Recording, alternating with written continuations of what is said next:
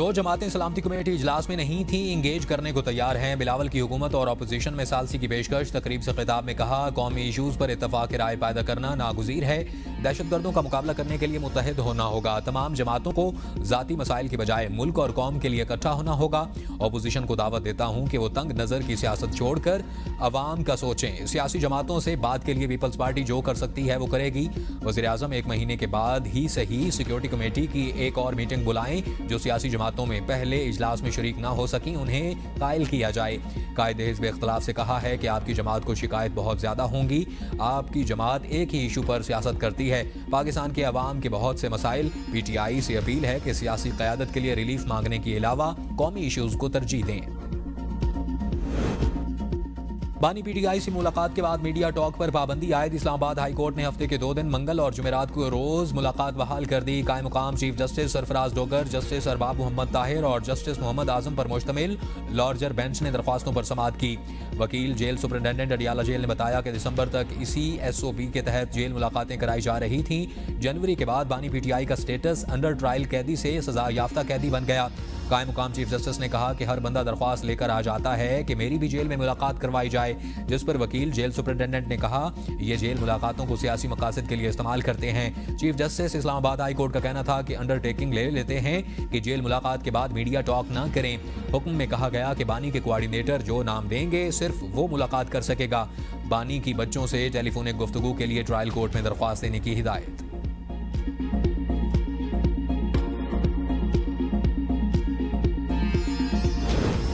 बानी PTI के वकील फैसल चौधरी की सलमान अकरम राजा और वकला पर कड़ी तनकीद। कहा उन्हें सियासत का पता नहीं, वकला को सियासी सूरत हाल को भी देखना चाहिए था। सलमान अकरम राजा समेत बहुत सारे वकला को सियासत का तजुर्बा नहीं।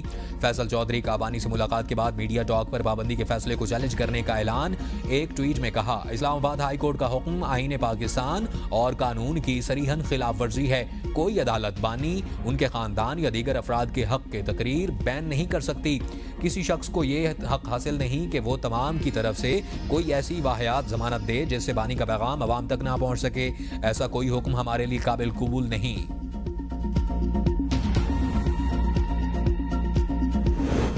बानी PTI की मुआफ़ी काफ़ी नहीं है, सजाएं भी होंगी। वज़ीर मुमलिकत तलाल चौधरी कहते हैं कि बानी PTI के पास एतराफ़ जुर्म के अलावा और कोई ऑप्शन नहीं। दहशतगर्दी के खिलाफ किरदार अदा करने में PTI सबसे पीछे है। बातचीत मुल्की मफाद पर हो सकती है, ज़ाती मफाद पर नहीं। वज़ीर आज़म शहबाज शरीफ ने बलोचिस्तान में सबको साथ बिठाया। कौमी सलामती कमेटी के इजलास में भी कोशिश की गई कि सब शरीक हों। PTI क्यों कौमी सलामती कमेटी के इजलास में नहीं आई? नेशनल एक्शन प्लान के तहत चीज़ें चल रही हैं। रोज़ाना की बुनियाद पर सैकड़ों इंटेलिजेंस बेस्ड ऑपरेशन होते हैं।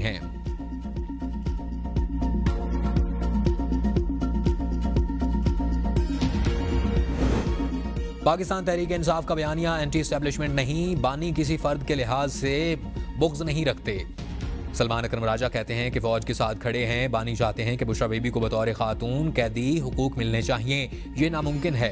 बानी PTI को कोई मुआफ़ी नहीं मांगेंगे। बानी से मुलाकात का मामला बाहमी रजामंदी से तय हो गया। शर्त यह लगी है कि मुलाकात करने वाले जेल से बाहर आकर गुफ्तगू नहीं करेंगे। कहा गया गुफ्तगू से अमन अमान की सूरत हाल पैदा हो सकती है। गुफ्तगू पर कदकन तो किसी इंसान पर नहीं लग सकती। अरकान पार्लियामेंट हैं, जहाँ उन्होंने अपना नुक्ता नज़र पेश करना होगा वो कर देंगे। गुफ्तगू करने पर पाबंदी सिर्फ रुफका के हवाले से लगी है। अपोजिशन जमातों से गुफ्तगू अच्छी चल रही है, सबके साथ मुशावरत से चलेंगे। JUI और सिंध की जमातों समेत हर जगह हम आगे बढ़ रहे हैं। 23 मार्च खुशी का दिन था, लेकिन घरों पर छापे मारे गए। लाहौर में तो केक तक नहीं काटने दिया गया।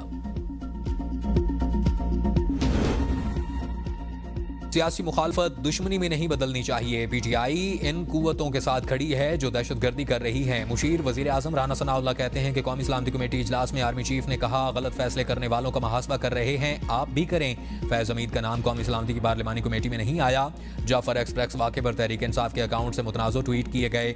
सियासी जमात को मुज़ाकरात के लिए एक साथ टेबल पर बैठना होगा। एस्टेब्लिशमेंट से बानी PTI की मोहब्बत हमने ख़त्म नहीं की। 9 मई पर मुआफ़ी मांगें तो कोई ना कोई गुंजाइश हो सकती है। वज़ीर आला KP के अली अमीन गंडा कपूर की ऑपरेशन पर कोई पोजीशन नहीं, वो सिर्फ सियासी बयानात देते हैं।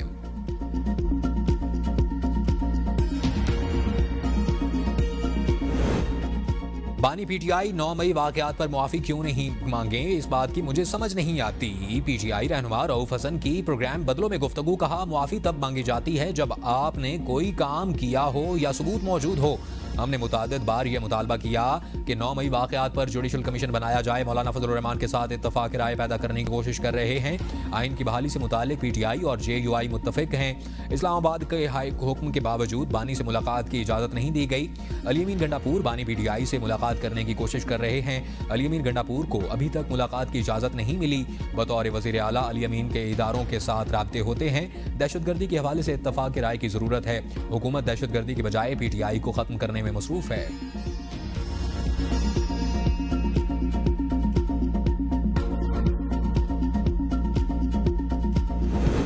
हुकूमत का चीनी 162 रुपए किलो होने का दावा, मार्केट में 180 रुपए किलो तक फरोख्त जारी। वफाकी वजीर राना तनवीर हुसैन का कहना है कि चीनी की कीमतों में कोई इजाफा नहीं हुआ। 180 रुपए किलो फरोख्त होने की खबरें बेबुनियाद हैं। वज़ीर आज़म ने चीनी की कीमत के तयन पर इसाक डार की सरबराही में कमेटी कायम की है। यूटिलिटी स्टोर्स पर 153 रुपए फी किलो चीनी दस्तियाब है। रमजान बाजार में शनाख्ती कार्ड दिखाने पर 130 रुपए फी किलो मिल रही है। मार्केट में चीनी की कीमत 164 रुपए फी किलो है। सूबों के साथ मिलकर काम कर रहे हैं। जखीरा अंदोजी करने वालों के खिलाफ सख्त कार्रवाई की जाएगी। चीनी का वाफर जखीरा मौजूद है। अफवाहों का मकसद अवाम में बेयकीनी पैदा करना है।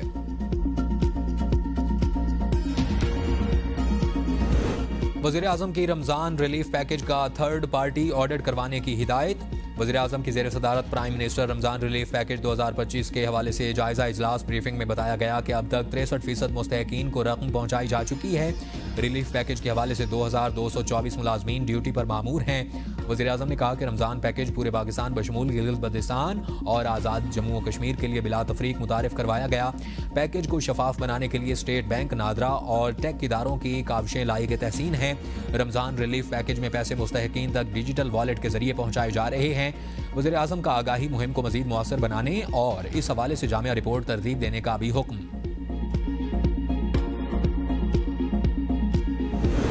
चीनी की कीमत और वज़रा की तनख्वाहें शहबाज स्पीड से बढ़ रही हैं। मुशीर इतलात खैबर पख्तूनख्वा बैरिस्टर सैफ की वफाकी हुकूमत पर कड़ी तनकीद। कहा, चीनी की मिलें हुकूमत की हैं और इसलिए कीमतें बढ़ाई जा रही हैं। खाम चीनी दरामद करने का शहबाज शरीफ हुकूमत का फैसला चीनी माफिया को एक और नाजायज़ फ़ायदा पहुँचाने की मुजरमाना कोशिश है। हुक्मरान शुगर माफिया ने नाजायज़ मुनाफा से अपनी ईद मीठी और महंगाई के मारे अवाम की ईद फीकी कर दी। मरियम नवाज का जिन्ना अस्पताल का दौरा, शहरियों की शिकायत पर MS और प्रिंसिपल मुअत्तल। मरियम नवाज शरीफ के अचानक जिन्ना अस्पताल पहुंचने पर शहरी फट पड़े। वज़ीर आला का मेडिसिन स्टोर में अद्वियात मौजूद होने के बावजूद मरीजों को महरूम रखने पर बरहमी का इजहार। इमरजेंसी वार्ड का भी दौरा, तिब्बी टेस्ट के बारे में दरियाफ्त किया। वज़ीर आला का पंजाब के सरकारी अस्पतालों के वाजबात फौरी अदा करने का हुक्म। मुफ्त अद्वियात की फराहमी यकीनी बनाने की हिदायत। सरकारी अस्पतालों में दस्तियाब मेडिसिन की लिस्ट आवेजा करने का भी हुक्म। शिकायत काउंटर फाल और नुमाया करने की हिदायत। मरीजों की कॉल करके फीडबैक की भी हिदायत। चेक लिस्ट रिपोर्ट की मंजूरी। चेक लिस्ट में डॉक्टर स्टाफ की हाजिरी, फ्री अद्वियात, लैब टेस्ट, बायोमेडिकल इक्विपमेंट शामिल। वज़ीर आला ने मेडिकल सिटी प्रोजेक्ट का प्लान भी तलब कर लिया।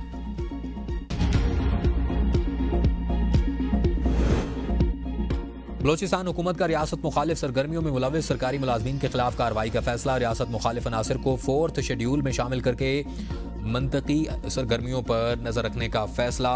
वज़ीर आला बलोचिस्तान मीर सरफराज बुगटी की ज़ेर सदारत आला सतह का इजलास। वज़ीर आला कहते हैं कि हर तालीमी इदारे में कौमी तराना पढ़ा और कौमी झंडा लहराया जाएगा। जिन तालीमी इदारों के सरबराहान अहकामात की पाबंदी नहीं करवा सकते, ओहदे से दस्तबरदार हो जाएं। अमन व अमान की बहाली अव्वलीन तरजीह है। कोई शाहराह बंद नहीं होगी।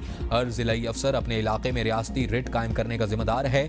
किसी चेक पोस्ट पर भत्ताखोरी नहीं चलेगी। किसी भी सियासी प्रेशर से बालातर होकर तफवीज़ करदा आईनी जिम्मेदारी को पूरा किया जाए।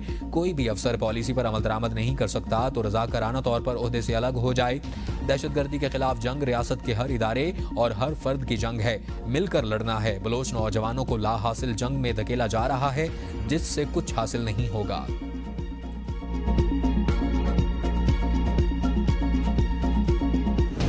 वज़ीर आला KP अली अमीन गंडापुर का ई गवर्नेंस सरकारी उमूर की डिजिटलाइजेशन के लिए अहम इकदाम। ई फाइन सिस्टम को तमाम मुतल्लिका महकमों में तोसी देने का फैसला। वज़ीर आला सेक्रेटरीट ने चीफ सेक्रेटरी खैबर पख्तूनख्वा को मुरासला भेज दिया। मुतल्लिका महकमों को डिजिटल महासिल पर अमल दरामद के लिए ज़रूरी हिदायत जारी। डिजिटल महासिल को इब्तदाई तौर पर पेशावर, एबटाबाद, DI खान में नाफिज किया गया था। हौसला अफजा नताइज के साथ रेवन्यू इकट्ठा करने की शरह में नुमाया इजाफा हुआ। डिजिटल महासिल के नतीजे में 30 मिलियन रुपए से जायद की आमदन जमा हुई। डिजिटल महासिल सिस्टम से रेवन्यू इकट्ठा करने में शफाफ और एहतसाब यकीनी हो गया। वज़ीर आला सिंध मुराद अली शाह ने 30 जामियात के 30,000 तलबा को स्कॉलरशिप देने का ऐलान कर दिया। वज़ीर आला सिंध का कहना था कि हुकूमत सिंध डिजिटल तालीम और हुनरबंदी की इनकलाबी इक़दाम कर रही है। वज़ीर आला का कहना था कि डिजिटल महारतें सिंध की समाजी और इक़्तिसादी तरक्की में अहम किरदार अदा करेंगी। उन्होंने सिंध हुकूमत और गूगल के दरमियान मुआहदे का भी जिक्र किया और बताया कि गुज़श्ता साल 10 सरकारी जामियात के 1500 मुस्तहिक तलबा को स्कॉलरशिप्स फराहम की गईं। पीटीआई के सारे केसेस खत्म हो जाएं फिर भी दहशतगर्दी का मसला हल नहीं होगा। नून लीगी रहनुमा खुर्रम दस्तगीर की ABN के प्रोग्राम बदलों में गुफ्तगू। कहा 9 मई को पीटीआई ने मुल्क के साथ जो किया आज दुश्मनों ने भी नहीं किया। दहशतगर्दी के मामले पर अज़्म इस्तेहकाम के नाम पर इत्तफाक़ राय पैदा करने की कोशिश की गई। अपोजिशन ने बगैर सोचे समझे इसको मुस्तरद किया। फैसला हुआ कि रियासत के खिलाफ हथियार उठाने वालों के साथ मुज़ाकरात नहीं हो सकते। इस अहम मरहले पर वज़ीर दाखिला मोहसिन नकवी को कौम को एतमाद में लेना चाहिए।